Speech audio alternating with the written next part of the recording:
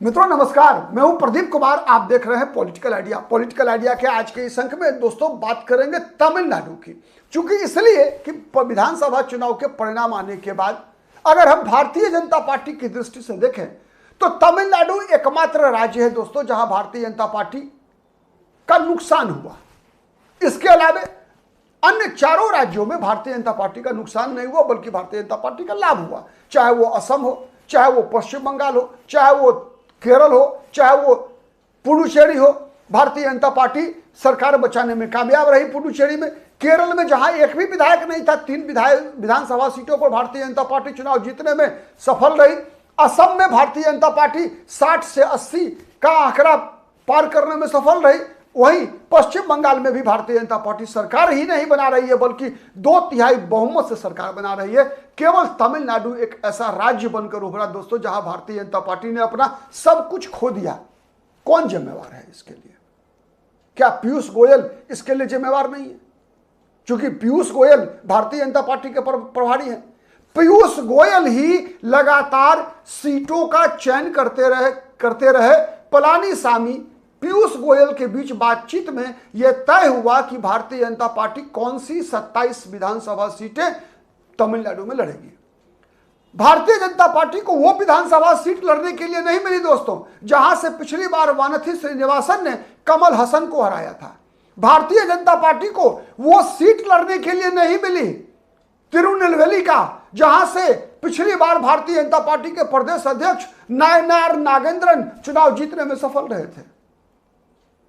Bharatiya Janata party जिन विधानसभा सीटों पर तैयारी करके रखी थी कि इस बार चुनाव लड़ना है, उन सीटों पर एक भी सीट पर चुनाव बीजेपी नहीं लड़ी। यहां तक कि अन्नामलाई जो भारतीय जनता पार्टी के सबसे बड़े चेहरे बनकर उभरे हैं तमिलनाडु की राजनीति में, उनकी पसंद की सीटें भी भारतीय जनता पार्टी को नहीं मिली।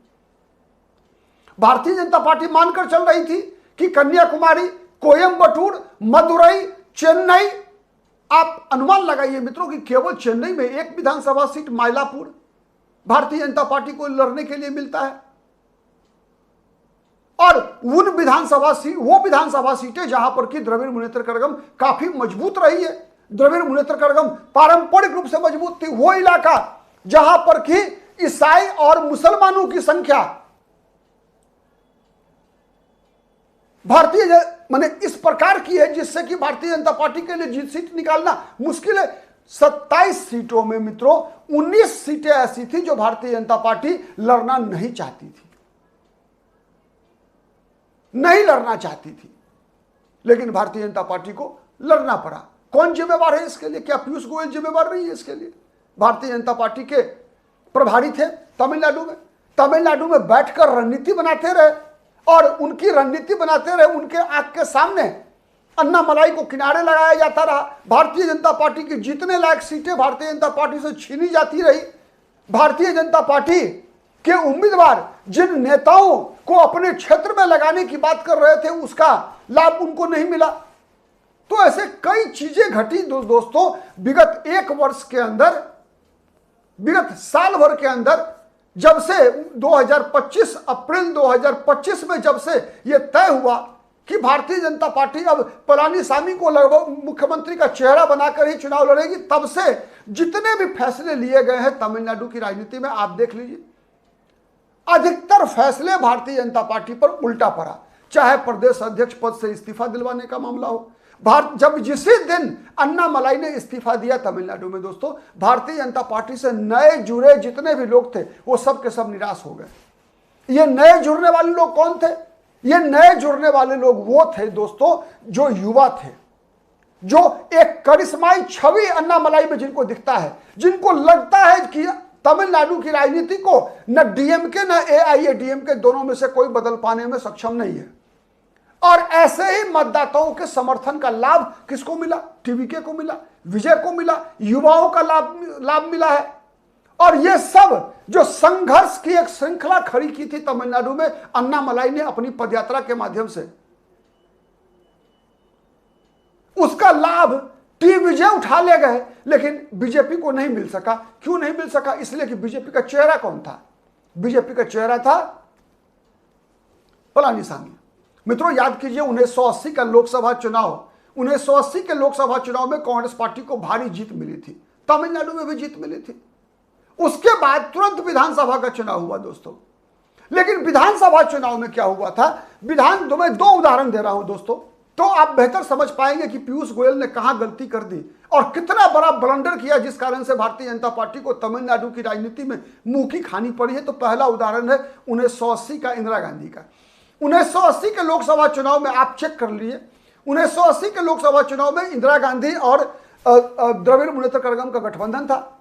भारी जीत मिली, अच्छी जीत मिली, लगभग जहां तक मुझे याद आ रहा है शायद 20 लोकसभा सीटों पर 39 लोकसभा सीट है तमिलनाडु में, 20 लोकसभा सीट पर अकेले कांग्रेस के उम्मीदवार जीते। और जीत क्यों हुई थी? जीत क्यों हुई थी?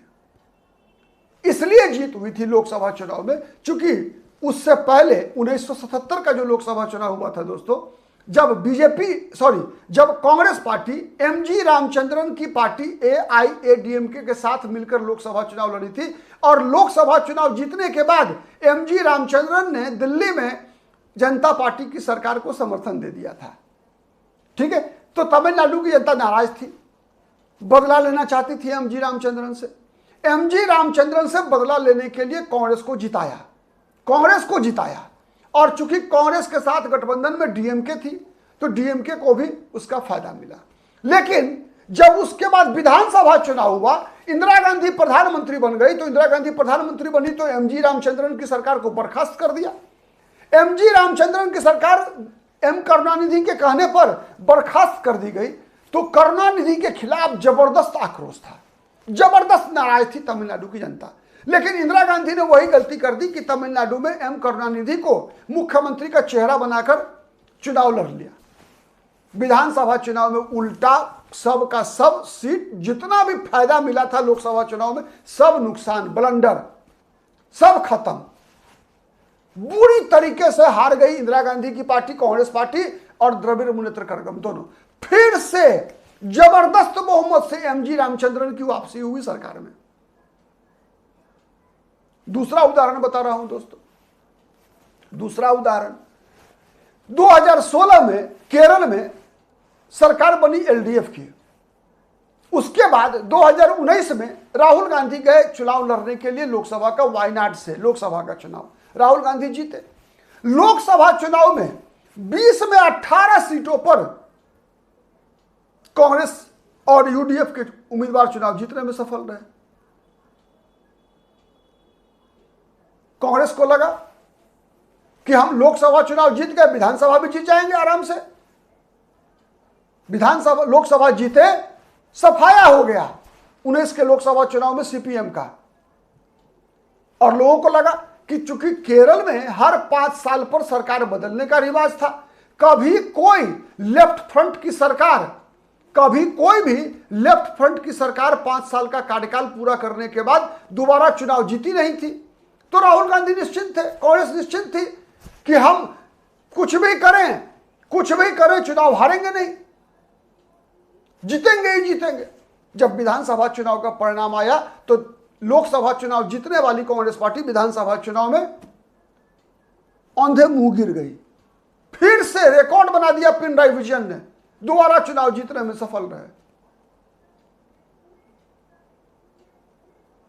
तो ये होता है टाइमिंग और ये होता है डिसीजन लेने का की सामर्थ्य। मित्रों एक बात मैं बताऊं, पीयूष गोयल कभी भी जन नेता नहीं रहे, जनता के बीच नहीं गए। यहां अगर इसी राज्य में भारतीय जनता पार्टी का कोई ऐसा प्रभारी होता जो जनता के बीच रहा हो, जिसने सड़क पर संघर्ष किया हो, वो अगर होता तो बेहतर फैसला कर पाता, समझ पाता कि तमिलनाडु की जनता सोच क्या रही है। तमिलनाडु की जनता नफरत करती थी एमके स्टालिन से और उतना ही नफरत थी पलानीसामी से भी। आप कितने सहमत हैं कमेंट करके बताइएगा। तमिलनाडु की जनता इस बार नहीं चाहती थी कि पलानीसामी और स्टालिन में से कोई जीत कर आए।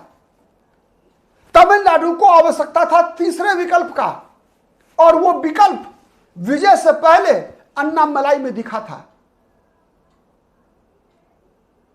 और उस विकल्प को यदि भारतीय जनता पार्टी नहीं पहचान पाई तो इसके लिए सबसे बड़ा दोषी भारतीय जनता पार्टी का क्या तमिलनाडु के प्रभारी नहीं है?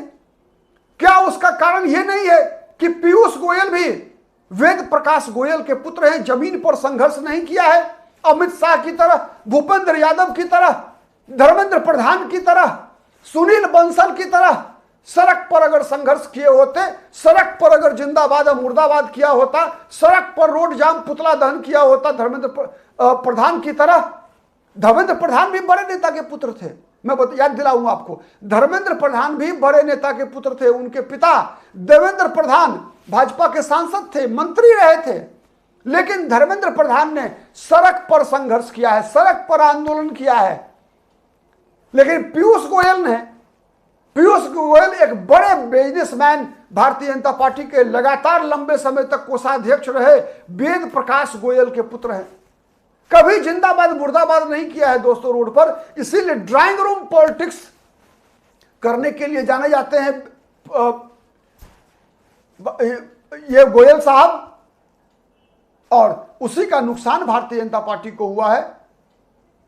आप कितने सहमत हैं कमेंट करके बताइएगा। हमारा विश्लेषण पसंद आता है तो प्लीज लाइक कीजिए, शेयर कीजिए, जिससे अधिक से अधिक लोगों तक हमारी बातें पहुंच सके।